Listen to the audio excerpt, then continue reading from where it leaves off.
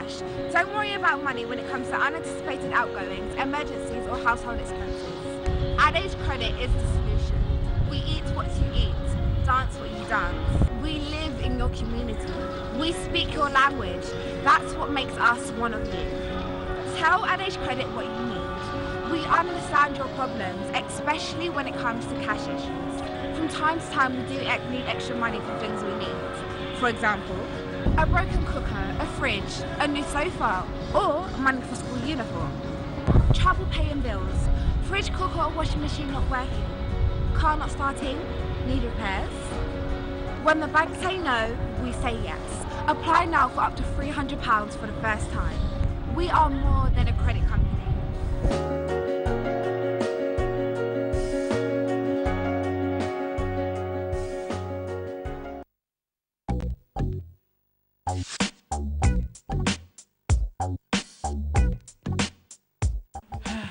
I am Mbappé.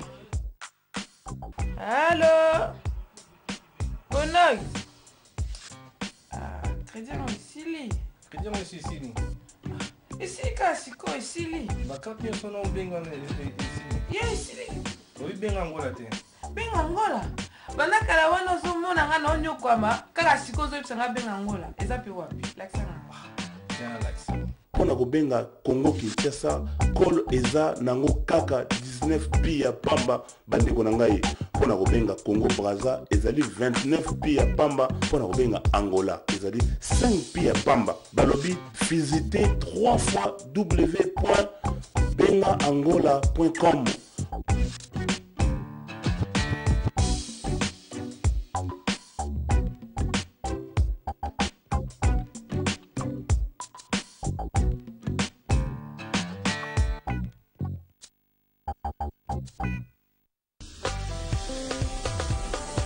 African James Bond, Didier Drogba.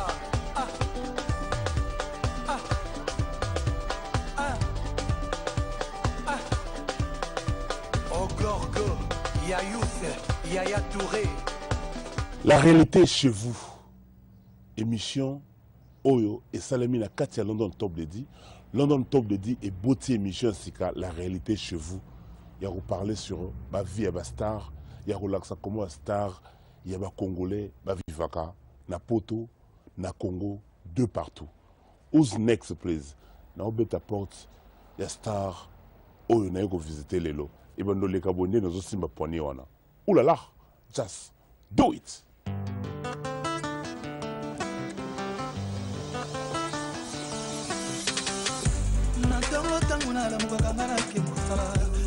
Voilà, Mangaï, chaque jeudi, à 16h. Na Sky 793, na Welcome TV, na MMTV, London Top de la réalité chez vous. Just do it. F victime, family, victory, team.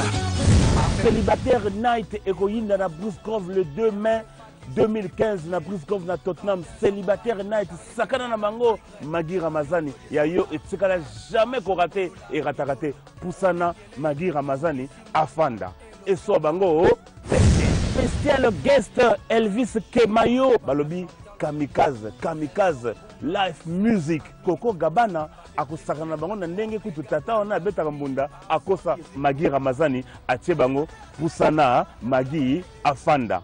Maître à cérémonie, Ezanani, Ngai ou bien Yé, droit d'entrée 20 livres et puis VIP 30 livres. Moi, mon kete boya et belé, Mikolo Balobi, Poussana, Magui Ramazani, Afanda. Sakana Bango. Du jour, Merci Loboko Wilby Roissy, Bobo Koloke, Jutun Joli Bakanja.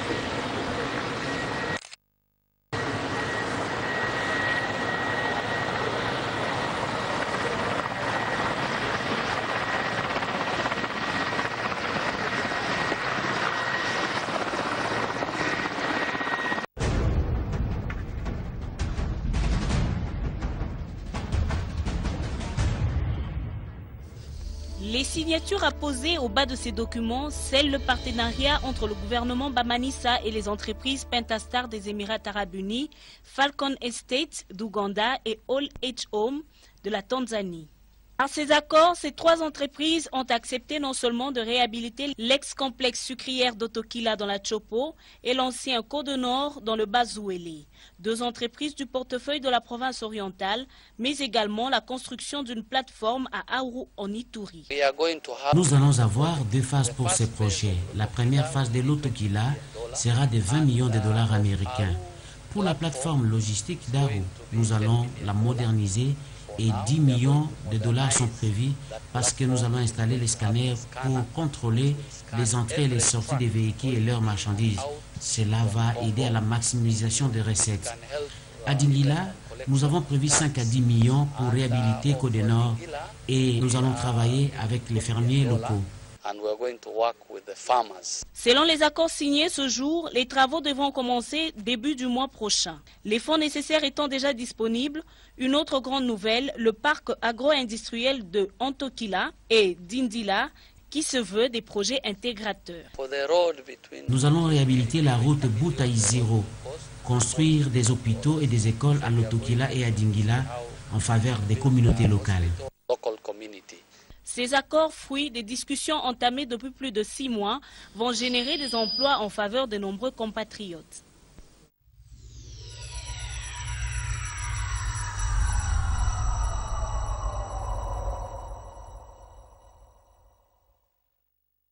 Le tronçon compris entre Sayo et Rond-Point Victoire subit le coup de pioche de l'Office de voirie et drainage. L'heure est déjà à l'asphaltage de cet axe.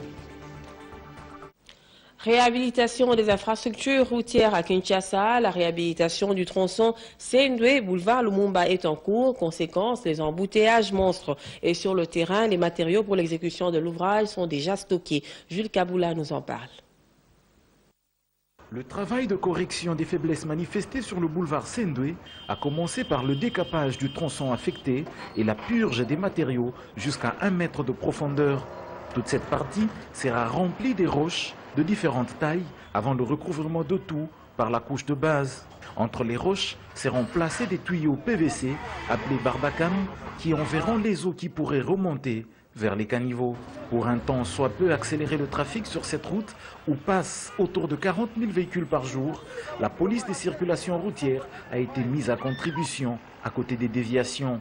Pour le ministre des Travaux publics, Fridolin Kaswechi, tous les projets doivent être pris ensemble car se complétant. Le développement d'un pays, d'une entité, c'est un tout.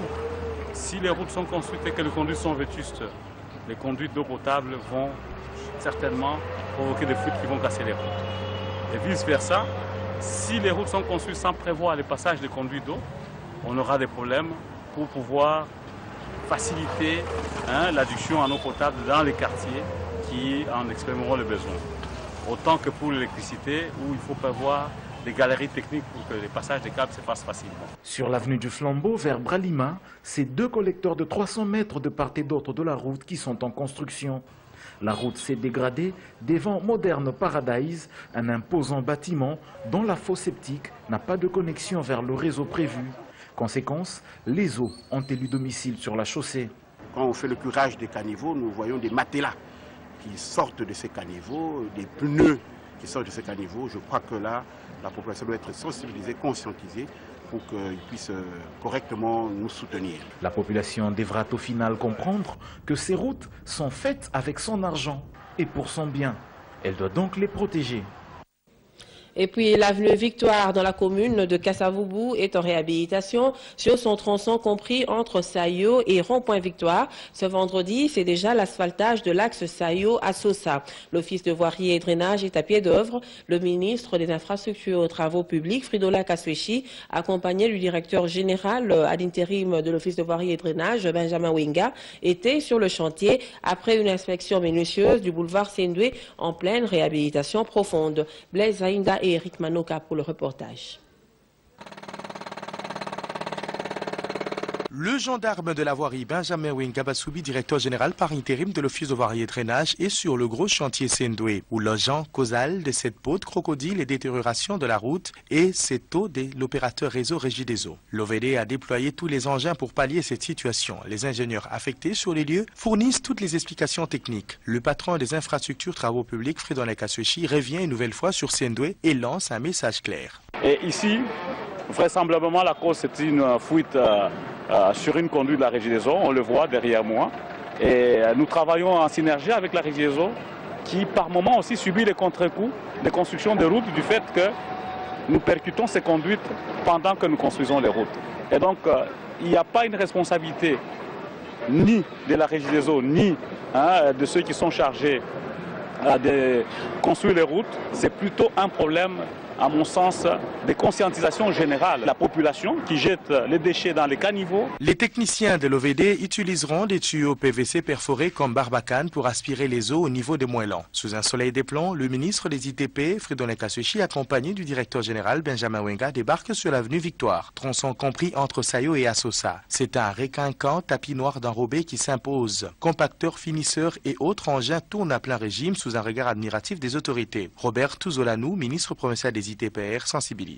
Nous sommes en train de régler le problème du rond-point Victoire provisoirement, en essayant un peu de rendre la route carrossable. Nous allons attaquer Kimpwanza, rond-point Gambela, après rond-point Gambela, rond-point Victoire, après rond-point Victoire, avenue de l'Université. Voilà, nous y allons progressivement avec les moyens que nous avons, mais l'essentiel c'est que nous avons commencé, que la population nous fasse confiance. Phase par phase, l'avenue Victoire va revivre en respirant l'air de la modernité. L'OVD constructeur de la République est à pied d'œuvre. Les 3 têtes d'érosion qui se sont manifestées sur la berge du fleuve Congo, sur l'avenue des Nations Unies, sont en passe d'être vaincus. L'Office de voirie et drainage, qui a été mobilisé pour cette action, a tout mis en œuvre pour vaincre ce danger. En visite d'inspection sur les chantiers de la capitale, Frédéric Kassuchi a été sur ce site en compagnie de Benjamin Wenga, directeur général de l'Office de voirie et drainage. Un peu plus tard, c'est sur l'avenue qui longe le consulat des États-Unis à Kinshasa, dans la commune de la Gombe, que le patron des travaux publics a été. Aujourd'hui, nous devrions présenter au ministre l'ouvrage qui est terminé complètement avec marquage au sol. Donc, nous continuons à faire notre travail.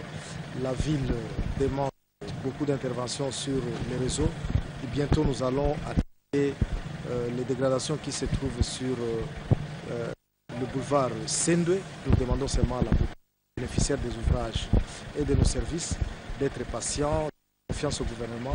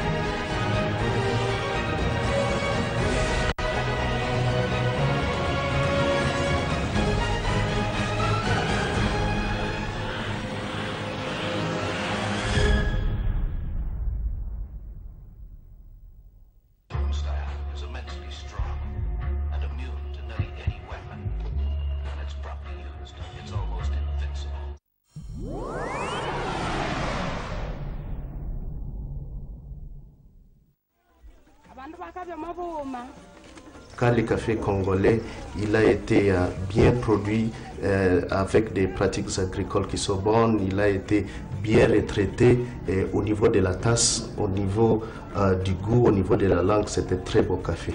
Et pour les gens qui ne connaissent pas le café congolais, une fois s'ils boivent ce café, ils boivent ce café-là, ils vont être acharnés par ce café-là.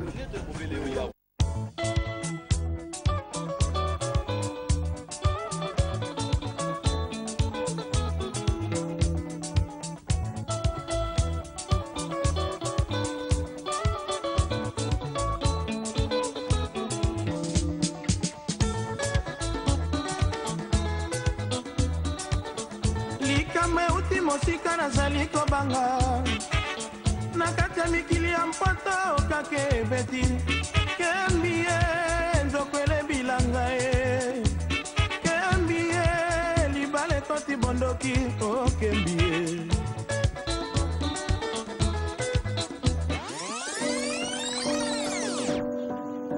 La République démocratique du Congo, deuxième plus vaste pays d'Afrique, est un pays qui désire prendre son avenir en main. Notre voyage nous mène dans le Kivu, aux frontières du Rwanda et du Burundi, au bord du lac du même nom. Dans ces paysages idylliques, à la douce beauté, on a peine à croire que de nombreux massacres y ont été perpétrés. Province fortement touchée par les guerres successives où sévit encore la loi du plus fort et du plus violent, le Kivu se développe. Nous sommes à Bukavu, la capitale provinciale du Sud Kivu. Ici, comme dans le Nord, il a d'abord fallu s'occuper des innombrables urgences humanitaires. Mais aujourd'hui, l'avenir semble se situer aux abords de la ville, dans le secteur agricole. Sur cette fabuleuse terre des Grands Lacs poussent parmi les meilleurs plants de café au monde. Un café arabica qui fut planté par les colons, puis peu à peu abandonné lors des multiples troubles. La coopérative RAEC encadre ses membres depuis 1992. Elle ouvre la voie depuis quelques années au commerce équitable du café. Plus de 2000 ménages, voilà ce que représente RAEC. Un gros enjeu pour les habitants de la zone. Les gens attendent maintenant qu'on produise un café lavé, qu'on appelle dans les jargons le café fully washed, qui peut nous permettre d'avoir accès à un prix rémunérateur sur le marché international. Parce que les cafés ordinaires produits et transformés localement dans les familles n'est pas de bonne qualité et il est vendu sur place à un prix qui ne permet pas aux paysans de relever son niveau social. Le Trade for Development Center, un programme de l'Agence belge de développement soutenant le commerce équitable et durable, ainsi que l'ONG belge Oxfam Solidarité, encadre la filière caféicole, dès la base du processus, comme ici à la pépinière. Des agronomes formés aident les agriculteurs à renouveler leurs plantations datant de l'époque coloniale, en utilisant de nouvelles plantules d'excellente qualité. L'agriculteur vient se fournir à la pépinière et reçoit parfois même un cours accéléré d'agronomie.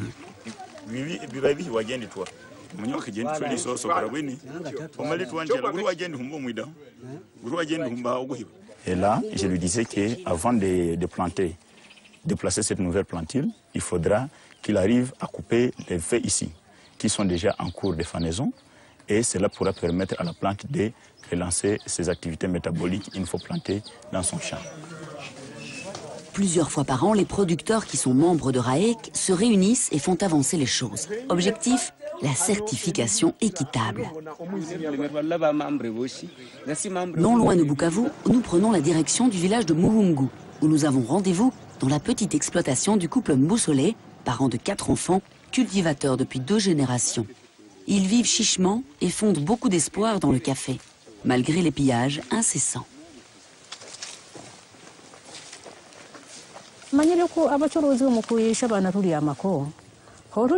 abazungu baruhebirira okuma 50 abo baruhebirira okugali 9 n'okwigana hoshaho rwanaguzizaho rwanakitwa twabona obunguke ngomango balara banahere baruderera ebukulu hali amango rwakayishiyunguka.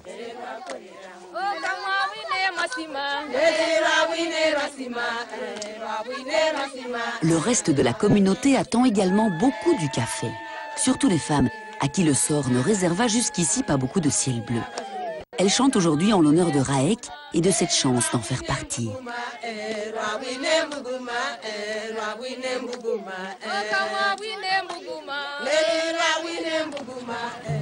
La plupart de ces femmes sont veuves, un drame supplémentaire. Leurs maris furent portés disparus lors des traversées illégales du lac Kivu vers le Rwanda, où le trafic de café est bien plus juteux. Mais les embarcations sans moteur ne résistent souvent pas aux assauts de cette petite mer intérieure, qui plus est, traversée de nuit. Jeanne est l'une de ces femmes. Depuis la disparition de son mari en 2001, elle s'occupe seule de ses 8 enfants. La coopérative de café RAEC est la seule aide à laquelle se raccrocher. Le problème d'avoir de l'argent, c'était toujours en trafiquant aller au Rwanda. Si celui-là qui ne trafique pas, il est toujours reculé. Parce qu'en cultivant des haricots, vous ne pouvez pas avoir de l'argent, au moins du café tout simplement. Nous voulons cultiver des cafés et on nous a donné des plantes. Les semaines passées, on a déjà semé.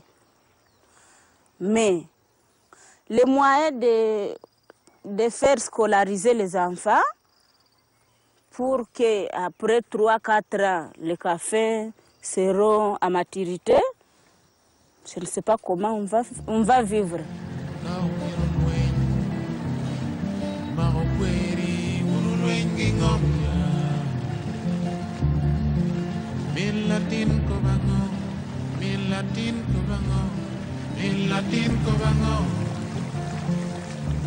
Au bord de cela, il y a 3 coopératives de café, Raek, Sopagdi, Copac, qui ont ensemble créé une dynamique positive ici dans la région par la commercialisation du café.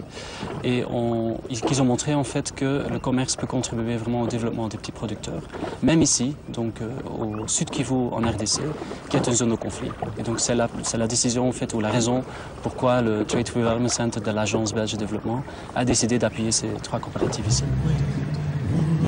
Après Raek, poursuivons sur le lac vers le nord de la province et la ville de Minova. Une zone bien moins sécurisée où opère la seconde coopérative, la Sopagdi, soutenue par Oxfam Wereld Winkels. La Sopagdi est bien plus avancée.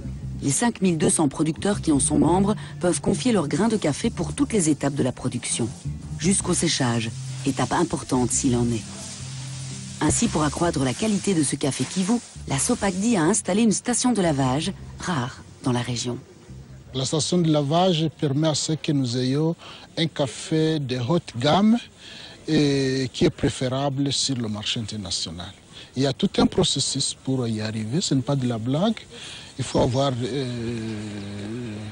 l'eau de la source, parce que généralement on utilise l'eau de lac, mais l'eau de lac est prohibée pour la préparation du café de spécialité, parce qu'il y a du sel dans cette eau-là. Il faut nécessairement qu'il y ait l'eau de la rivière, l'eau de la source. Il faut une propreté adéquate dans la station de lavage. La Sopagdi offre aux producteurs ce qu'ils ne pourraient obtenir seuls, une double certification, bio et commerce équitable. La certification constitue la base de la coopérative, parce qu'avec la certification, on a le marché. Parce que beaucoup de marchés du café de la haute gamme exigent la certification. Et pour assurer ces certifications, on doit respecter tout un processus dans la transformation du café. Par exemple, amener au dépulpage dans les 10 heures après la cueillette, les cerises ou grains de café. D'où la chance immense d'avoir près de sa plantation une station de lavage pouvant traiter près de 3 tonnes par heure.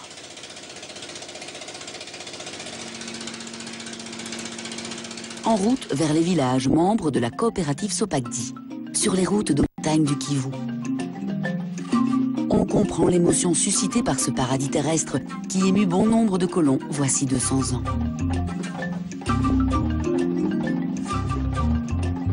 Nous sommes à Kalungu. C'est le jour du moulin. Les femmes se pressent pour y moudre le manioc. C'est grâce aux primes générées par la vente de café équitable que le moulin fut construit. Ici, les femmes ont pris le pouvoir, enfin, presque. Disons qu'à présent, elles s'organisent et portent haut leur voix. Nous vivions misérablement. Par exemple, grâce à la Sopagdi, grâce au comité, on nous a appris combien les femmes ont été...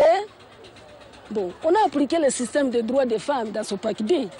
Grâce aux formations, on était comme ça, l'État congolais vraiment, ça ne donnait rien. Mais grâce à notre Sopagdi, à notre cher Sopagdi, on nous a appris et on applique, on élève toujours les femmes. En se regroupant, on a une petite somme. Vous voyez combien les moulins nous fournissent de l'argent. Et des motos aussi. Et les moteurs qui se trouvent à Tcheya. On vivait misérablement vraiment. Grâce aux primes, vous nous avez aidés. La Sopagdi soutient 4 écoles. 14 professeurs y enseignent le français, l'anglais, les mathématiques ou les sciences à plus de 380 enfants. Mais ils transmettent aussi les valeurs civiques. Au tableau ce jour-là, une leçon de féminisme. impensable il y a peu de temps encore.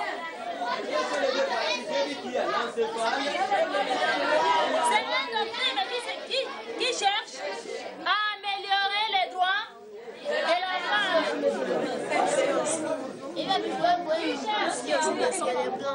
Nous traversons Goma, faisant trop souvent la une de l'actualité mondiale de par la vingtaine de groupuscules rebelles mettant en péril la vie de plus de 400 000 habitants. À la sortie de Goma se trouve le poste frontière rwandais et la ville de Gisenyi, sur la rive nord du lac Kivu.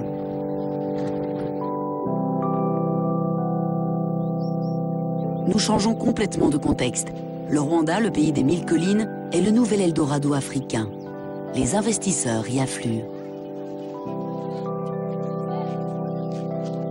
La COPAC travaille avec 8800 producteurs. Elle est l'organisation la plus avancée des trois dans le processus du café. Elle a bénéficié de l'appui du Trade for Development Center pour se lancer dans le bio. Elle est aujourd'hui autonome et prodigue même ses conseils à la SOPACDI congolaise. Et SOPACDI au Congo, c'est notre partenaire. Comme moi-même, je viens du Congo. Vu les retombées positives que nous avions eues au Rwanda avec l'équitable, avec le bio, j'ai amené la même expérience chez SOPACDI. Chez COPAC, nous avons découvert le cupping, la phase finale d'un arabica d'excellente facture. Comme lors d'une dégustation de grands vins par de brillants œnologues, c'est lors du cupping que l'on découvre les cafés les plus rares. En faisant ça, on trouve des cafés exceptionnels et on trouve aussi des cafés qui ont des défauts, comme vous avez remarqué, une tasse là pour le numéro 6 qui avait le goût de pomme de terre. Ça nous permet de savoir où est-ce que nous vendons. Spéciose est une maman attentive. L'arabica qu'elle cultive pour la COPAC a sensiblement amélioré son niveau de vie. Ese iyo kawa igigira igiciro cyiza turashaka ko n'abana bacu bakwiga bakayabona tubona mu minerivare turashaka kumenya kugana muri za université nta kibazo gari bitewe n'ikawa. Le café crée des relations parce que c'est consommé par un peuple de l'Occident. Ça nous donne des devises. C'est très important pour nous et pour le pays. Il y a eu ces dernières années une réelle prise de conscience d'un terroir par ce peuple du Kivu. L'instabilité politique est encore très présente, mais en proposant un café d'excellente qualité en vente dans un magasin de commerce équitable, les producteurs du Kivu prennent enfin leur avenir en main.